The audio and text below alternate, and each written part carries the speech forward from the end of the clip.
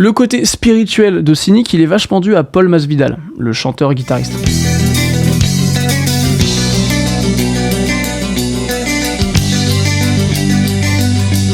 Paul, c'est quelqu'un de vachement orienté spiritualité d'une manière générale. Le mec a des amulettes, ok ?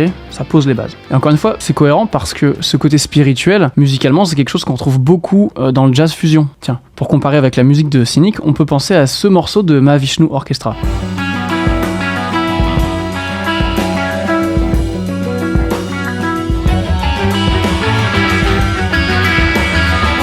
Voilà, donc Mahavishnu Orchestra, on en a déjà parlé quand on parlait de Athéiste. C'est une grosse ref pour cette flopée de groupes-là. C'est un des groupes les plus importants de fusion et de jazz rock des années 70. Ce morceau était sorti en 71 par exemple. Et voilà, donc dans ce qu'on a écouté, on retrouve beaucoup de grooves, des accords enrichis, une ambiance progressive, mais en même temps un peu dissonante. Bref, on voit bien que cette description, elle colle parfaitement à la musique de Cynic. D'ailleurs, du coup, vous serez pas étonnés si je vous dis que Cynic a fait un cover, une reprise, de cet exact morceau. C'était en tournée en 2006. Et petit flex de ma part, je savais même pas ça avant de trouver la comparaison avec ce morceau. J'avais juste trouvé que ce morceau-là leur ressemblait beaucoup, c'est après que j'ai appris qu'ils en ont fait une reprise, donc carré. Bref, jusque-là on était sur le premier album de Cynic, Focus, sorti en 93. Je pense qu'il faut vraiment insister sur le fait que cet album est un peu une pièce maîtresse du métal, avant-gardiste, expérimental d'une manière générale, et en l'occurrence jazz metal. Donc voilà, selon moi c'est vraiment un album qui est ovni, mais qui en même temps réussit à être unique, carré, solide. Voilà, il y a un propos, il y a une personnalité, il y a une touche, il y a une patte. Enfin bref, c'est pas n'importe quoi. C'est pas en mode venez, on s'amuse, on fait du jazz dans du métal. Pff, lol.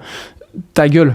Non, c'est vraiment le résultat émotionnel d'une envie et d'un discours mature en fait. Alors que les mecs étaient dans leur vingtaine et tout. Enfin bref, c'est insolent en termes de maturité psychique et physique, instrumentalement et tout. C'est trop fort. Enfin bref. Bon, faut quand même dire dès maintenant que Sean Reinert et Sean Malone, donc le batteur et le bassiste de Cynic, ils sont tous les deux décédés en 2020. Ils avaient même pas 50 ans.